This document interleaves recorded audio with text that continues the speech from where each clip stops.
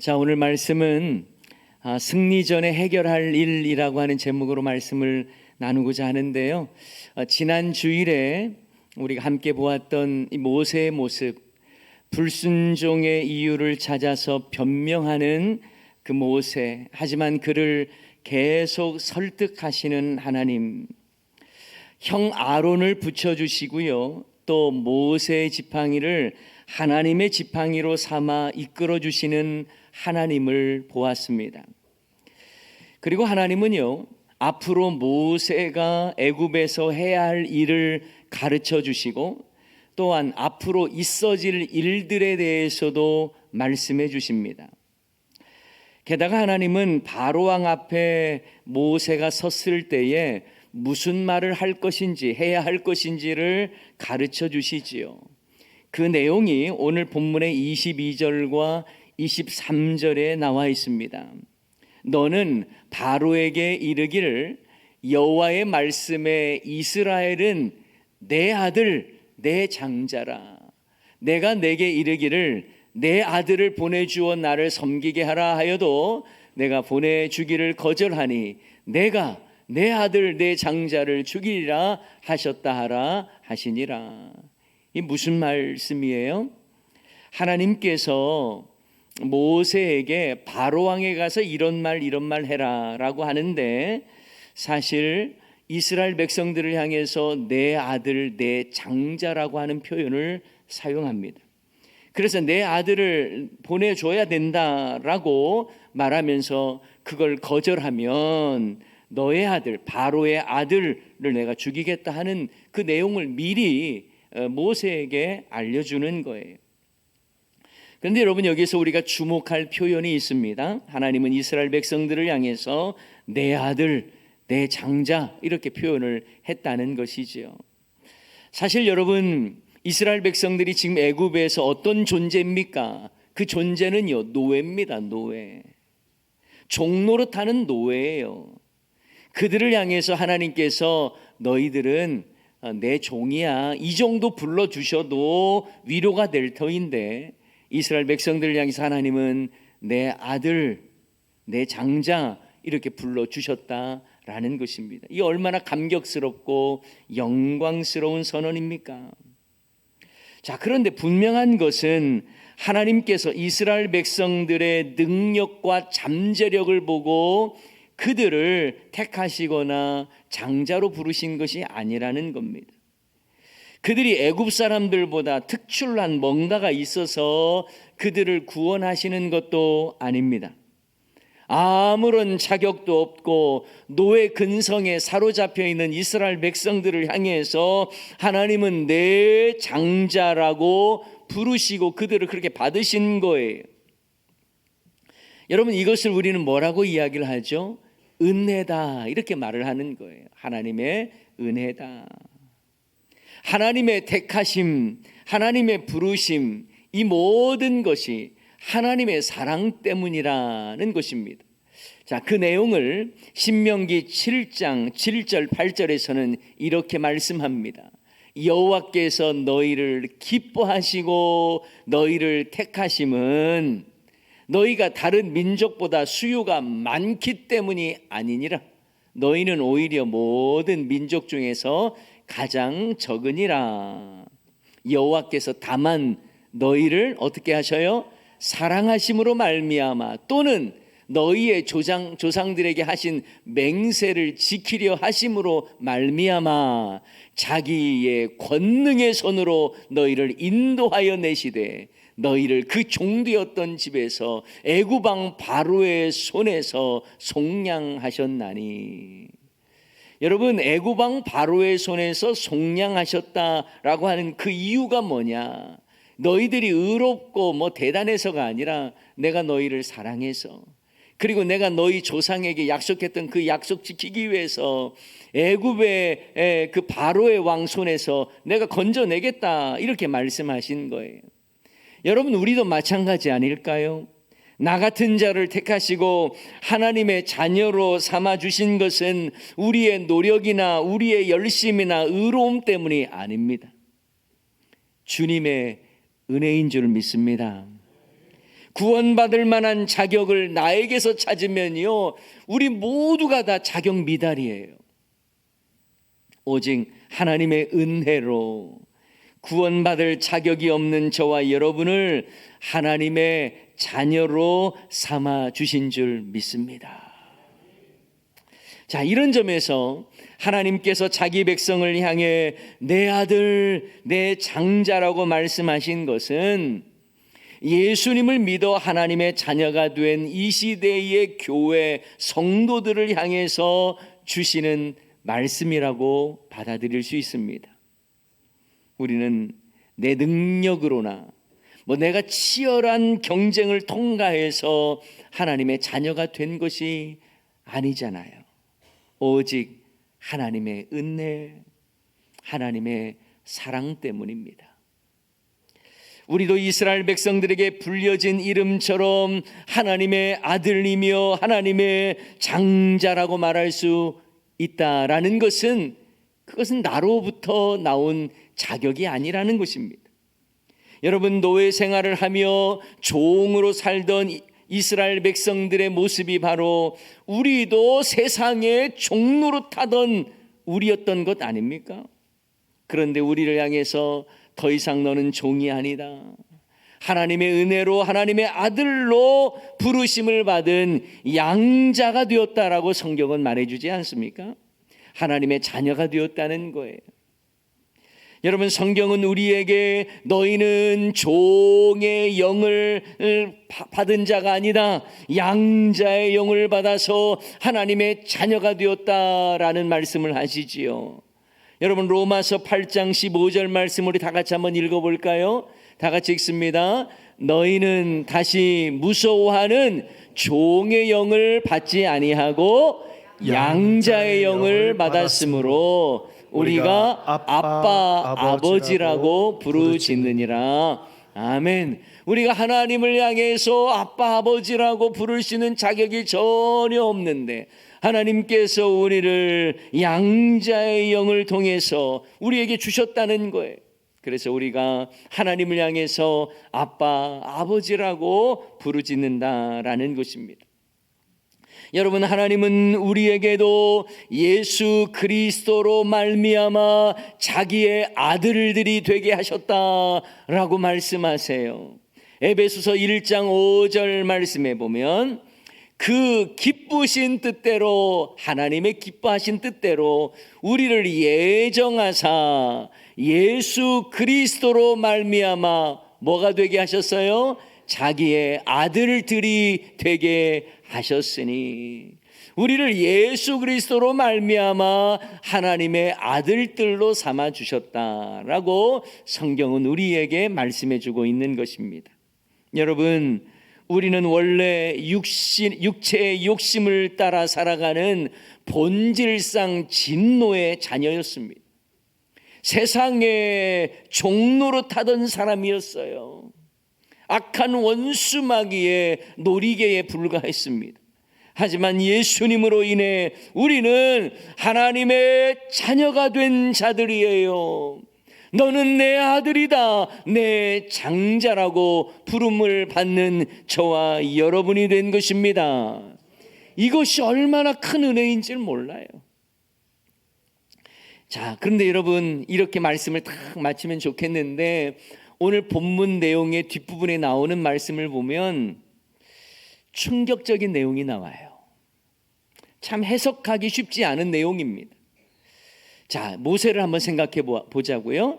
모세가 그동안에 나는 못 가겠습니다, 나는 안 됩니다라고 계속 하나님이 말씀하셨는데 불순종의 이유를 찾았잖아요. 그런데 하나님이 계속 설득했습니다. 이적도 보여주셨습니다. 아론도 붙여주겠다고 하십니다. 내가 너에게 할 말을 가르쳐주겠다고 하십니다. 그래서 이제 모세가 이제 마음 고쳐먹고 애굽 땅을 향해 지금 가고 있는 도중의 상황입니다. 그런데 하나님께서 모세를 죽이려고 하셨다는 거예요. 여러분, 이게 말이 됩니까? 그렇게 모세를 설득했고 이적도 보여주셨고, 그래서 이제 모세가 하나님 말씀대로 순종하며 나아가고 있는 그 상황에서 모세를 죽이려고 하셨다라는 거예요. 여러분, 게다가 이 모세의 아내 십보라가 그 상황에서 돌칼로 아들의 포피를 베고서야 하나님께서 모세를 놓아줬다라고 말씀하지요. 여러분, 이거 할례를 말하는 겁니다. 십보라가 아들에게 할례를 행한 후에 그제서야 모세가 살게 된 거예요. 왜 굳이 이 시점에서, 모세가 이제 순종하겠다고 하는 그 시점에, 이집트 땅을 향해 가고 있는 그 상황에서 하나님은 모세의 아들의 할례 문제를 삼고 모세를 죽이려고까지 하셨을까요? 참 이해가 안 되는 내용입니다. 여러분, 대부분의 성경학자들은 하나님이 모세를 죽이려 하신 그 형태가 아마도 모세가 열병과 같은 큰 병에 걸려서 죽을 위험에 처해있던 그 상황이었을 것이라고 봅니다. 너무나 다급한 상황에 모세의 아내 십보라는 남편이 죽을 위기에 처한 이유가 자기 자식의 할례 문제였다라는 것을 깨닫고 즉각적으로 아들의 포피를 베어서 모세의 발에 던지면서 당신은 제게 피남편이라고 말을 합니다. 이 말은 당신 때문에 자식의 피를 보았다라고 하는 의미예요.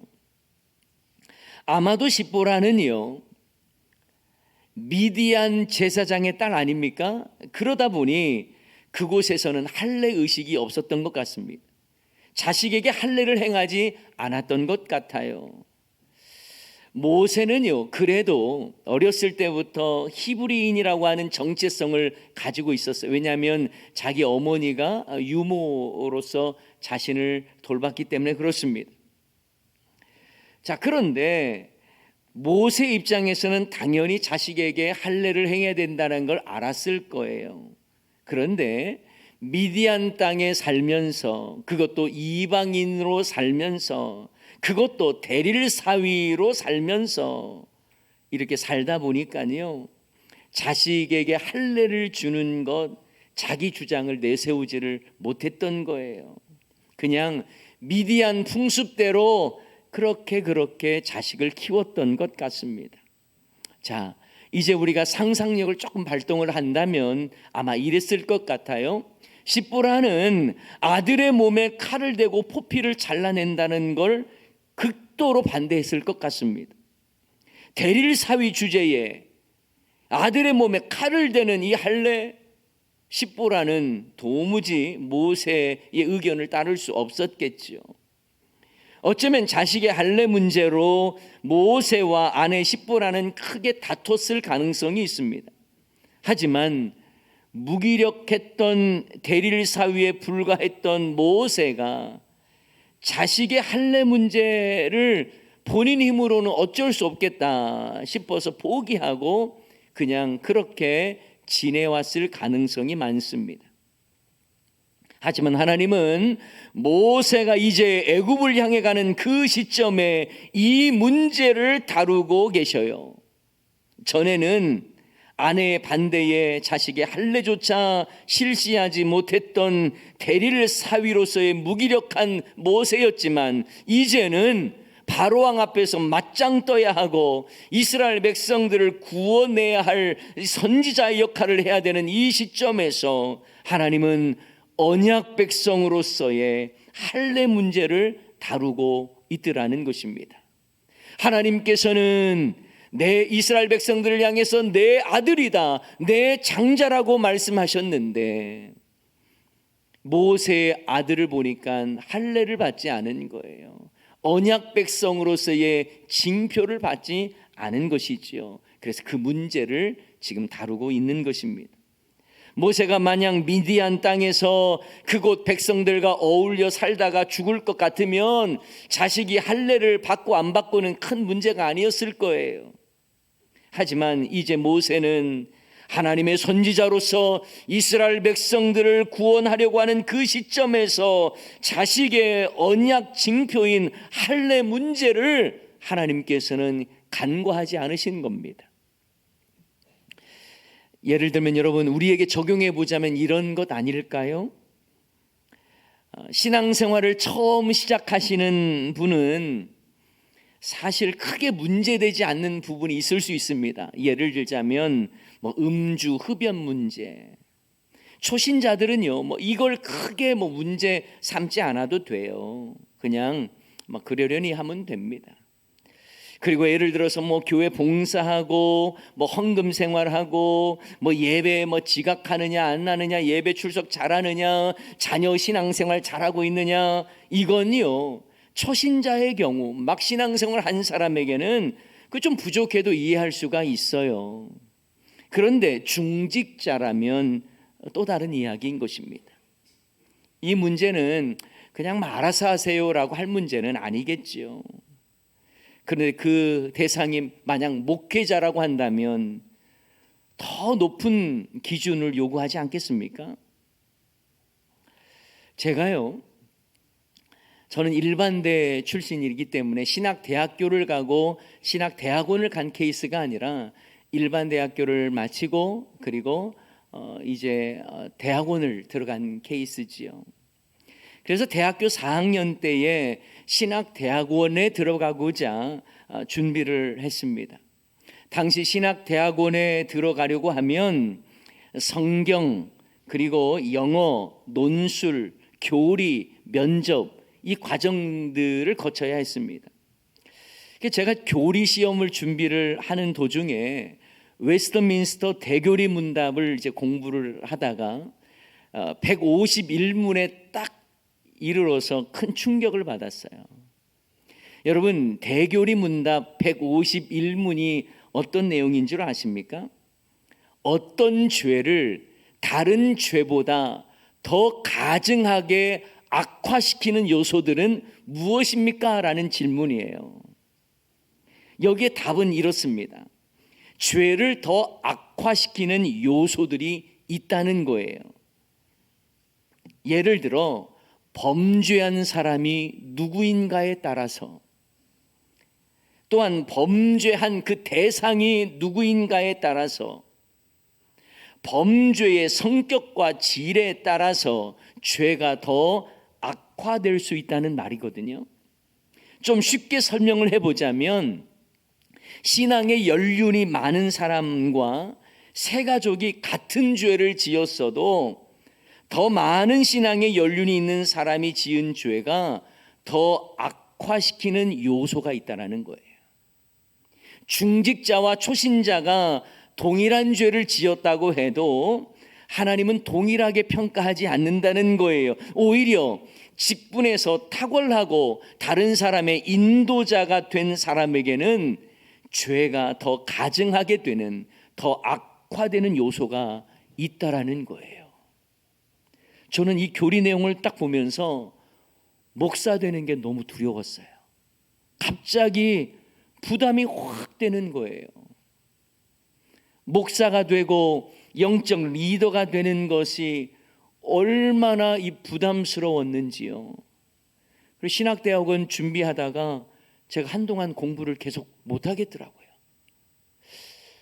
왜냐하면 내가 목사가 된다는 것은 그만큼 죄에 대한 하나님의 그 심판과 하나님께서 보시는 바가 완전히 다른데, 그것에 대해서 내가 너무 두려웠던 것입니다. 여러분, 오늘 본문에 나오는 모세의 상황이 그런 거예요. 모세가 미디안에 사는 이방인 나그네로 그냥 살다가 마칠 것 같으면 자식의 할례 문제 그다지 중요하게 다루지 않으셨을 거예요. 하지만 하나님은 모세를 특별하게 부르셨고 애굽의 바로왕 앞에 나아가서 사명을 주신 것을 감당해야 하고 이스라엘 백성들을 구원해 내야 하는 그 시점에 있는 것입니다. 그 상황에서 자식이 언약 백성으로서의 할례를 받느냐 안 받느냐의 문제는 하나님이 그냥 넘기실 문제가 아니었던 것입니다. 그래서 하나님은 언약 백성으로서의 할례 문제를 그동안에 제대로 해결하지 못한 모세를 그 시점에 치신 것이에요. 그리고 이 문제를 해결케 하셨습니다. 여러분, 하나님은 모세를 지도자로 세우시는 그 시점에 거룩한 언약 백성의 징표인 할례 문제를 다루고 계십니다. 그간 미디안 풍습에 젖어서 미디안 백성처럼 살고 있던 그의 과거에 이 타협했던 일들을 하나님은 제거하라는 거예요. 그동안 미디안 땅에 살다 보니 하나님의 언약 백성이라는 정체성이 희미해졌을 것이고, 자식도 이스라엘 백성으로 키우는 것이 아니라 그저 미디안 백성처럼 키웠을 텐데, 하나님은 이 부분을 엄격하게 이 시점에 다루고 계신 겁니다. 쉽게 말하면 이 문제 해결 안 하면 언약 백성으로서 사명자로서 승리할 수 없다는 것을 하나님이 분명히 선언하신 것과 같습니다. 여러분, 이 모습은요, 또 어떤 장면과 조금 연결이 돼요. 그건 바로 하나님께서 여리고성을 점령하기 전에 이스라엘 백성들에게 할례를 받게 하신 겁니다. 출애굽한 이후에 40년 광야 생활을 마친 이스라엘 백성들이 요단강을 건너서 이제 가나안 땅에 들어가는데 첫 성 큰 여리고성을 이제 무너뜨려야 될 그 시점에 갑자기 하나님은 할례 받지 않은 이스라엘 모든 자들에게 할례를 행하라고 말하는 것입니다.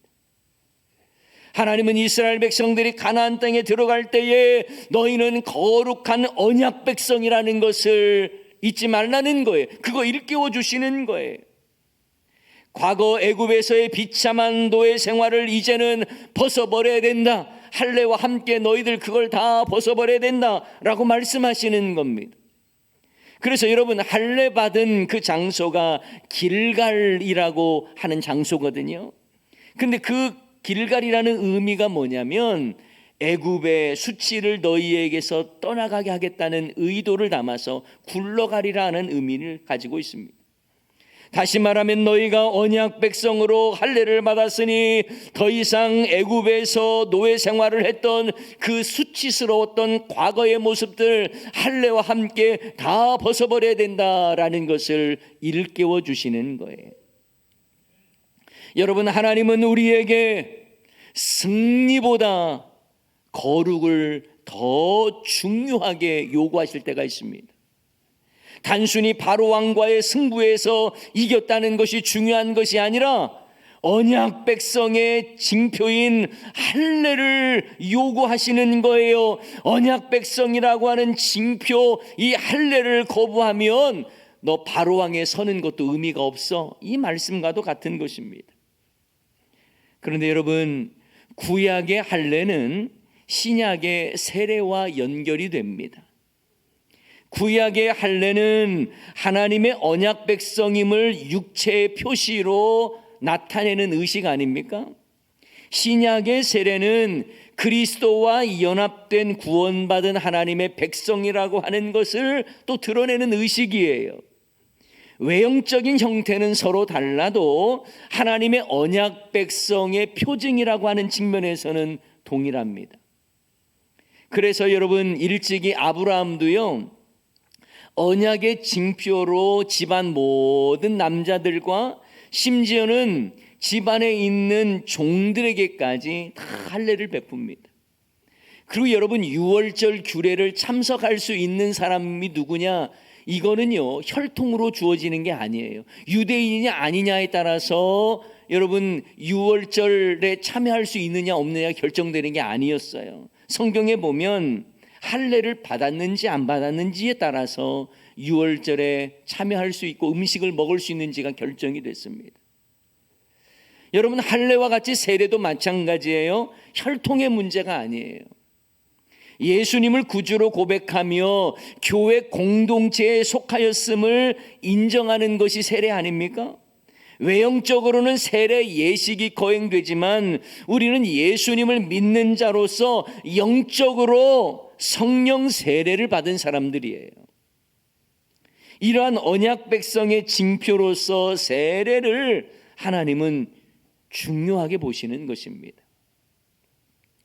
그리고 오늘 본문을 여러분 구속사적 개념으로 볼 때에 뭔가 연결점이 있어요. 피와 생명이라고 하는 연결 구조를 가지고 있습니다. 모세의 아들 게르솜 할례를 받음으로 그 피로 인해서 모세가 살아났습니다. 죽었다 살아난 거예요. 여러분 이후에 보면 또 유월절 어린 양의 피로 인해서 이스라엘 백성이 구원을 받습니다. 하나님의 아들 예수님의 피가 또 우리를 살게 하십니다. 이러한 피와 생명의 연결 구조가 깔려 있습니다. 자, 그런데 저는 오늘 본문 말씀을 보면서 하나님께서 언약 백성의 징표인 할례 문제를 모세에게 물으신 것처럼 하나님께서 저와 여러분에게도 자녀의 세례뿐만 아니라 신앙 문제를 다루시고 그 책임을 우리에게 물으실 때 과연 우리는 어떻게 대답할 수 있을지 두려움으로 다가왔습니다. 사랑하는 여러분, 우리가 일도 중요하고요, 승리도 중요해요. 마치 모세가 바로왕 앞에 서서 당당하게 서는 것, 그것도 중요한 것처럼 우리가 세상에 힘을 가지고 당당하게 서는 것, 이것도 중요해요. 여러분의 자녀들이 잘 되고 잘 사는 것 중요해요.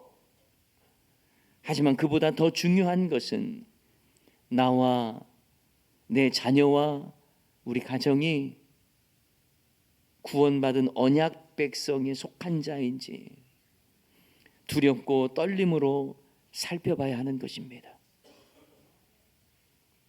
일도 중요하고 승리도 중요하지만 그보다 언약 백성에 속한 자로서 먼저 나와 가정이 거룩한 자가 되었는지를 살펴보는 것이 중요한 거예요.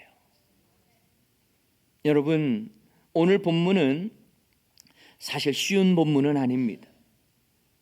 계속 못하겠다고 하는 모세를 설득하셔서 이제 이집트를 향해 가려고 하는데 자식의 할례 문제로 모세를 죽이고자 하셨던 하나님이 잘 이해가 되지 않을 수도 있습니다.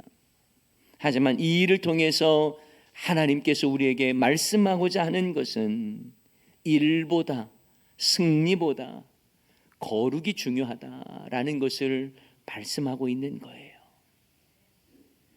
일을 잘 해는 능력보다 먼저 거룩한 언약 백성이 되어야 한다는 것을 강조하고 있는 것입니다. 주님의 이 마음을 여러분 깊숙이 담으십시오. 그리고 어떻든 간에 저와 여러분이 그리고 우리의 가족이 여러분의 속한 모든 믿음의 가문들이 다 되기를 원하고, 그래서 주님 앞에 나아갈 때에 일보다 언약 백성으로서의 삶이 더 중요하다는 것을 알고 성도의 정체성, 바로 내가 언약 백성 하나님의 아들이요 장자라는 사실을 잊지 말고 여러분 대대로 그런 신앙을 이어갈 수 있는 우리 모두가 될 수 있기를 주님의 이름으로 간절히 축원합니다. 말씀 기억하면서 우리 함께 찬양하기를 원합니다. 거룩하신 하나님께서 우리에게 거룩을 원하고 계시고 또 우리가 예수 그리스도 안에서 거룩하게 된 자임을 고백하면서 우리 언약 백성의 삶을 노래로 고백합시다.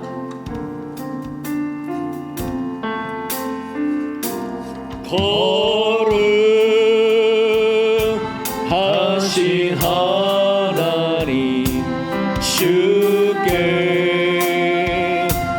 감사드리세. 날 위해 이 땅에 오신 독생자 예수, 나의 맘과 뜻 다해 주를 사랑하리.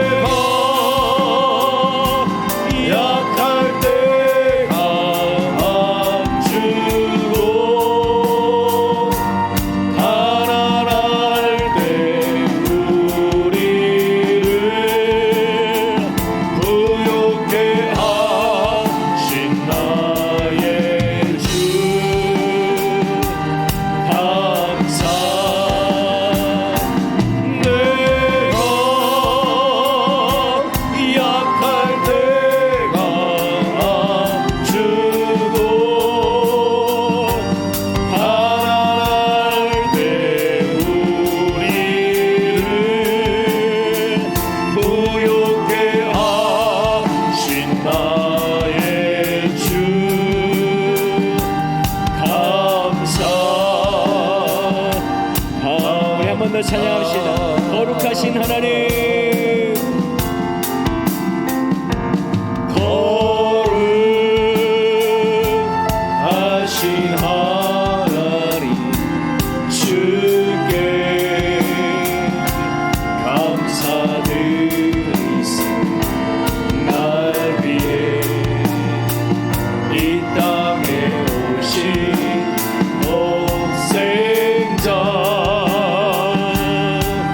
예수, 나의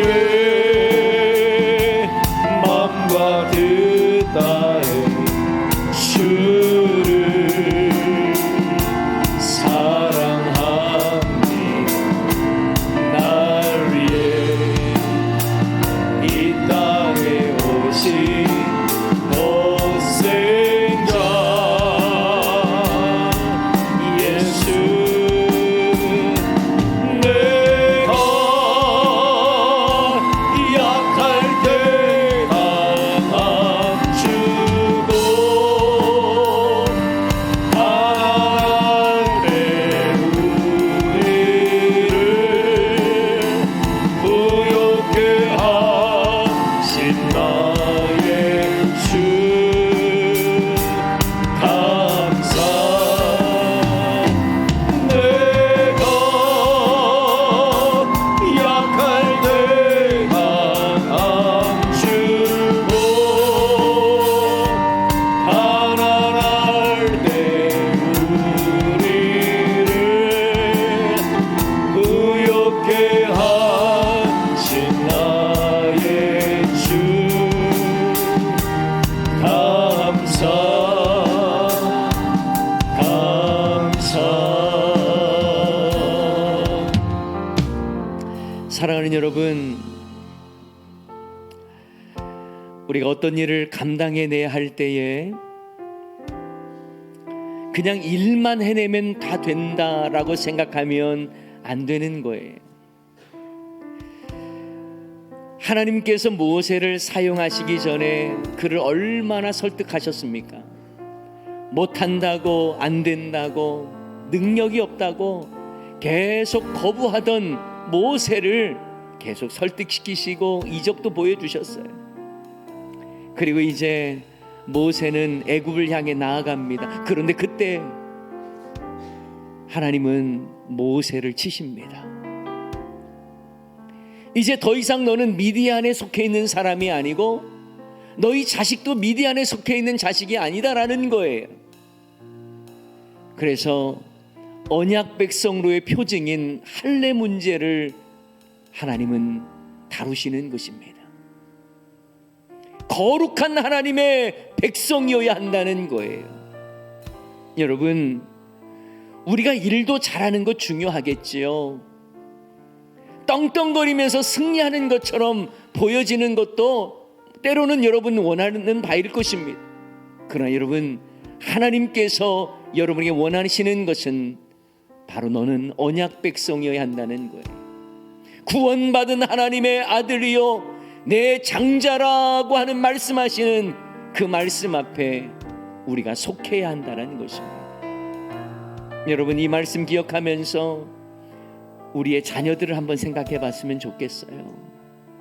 과연 우리의 자녀들은 언약 백성 구원받은 자의 모습을 가지고 있는지, 정말 세례를 받고 또 구원받은 자의 기쁨과 감격이 충만한 자의 모습으로 살고 있는지를 돌이켜 봤으면 좋겠습니다. 이 시간 말씀 기억하면서 하나님, 나에게 허락하신 구원의 은혜 우리의 다음 세대에게도 계속 흘러가게 하여 주시고, 우리 믿음의 자녀들에게 그 신앙이, 구원의 감격이 흘러 넘치게 해달라고 이 시간 말씀 기억하면서, 또 여러분 아직 주님을 알지 못하는 가족들과 자녀들 생각하면서 우리 다 같이 주여 한번 외치고 기도하기를 원합니다. 주여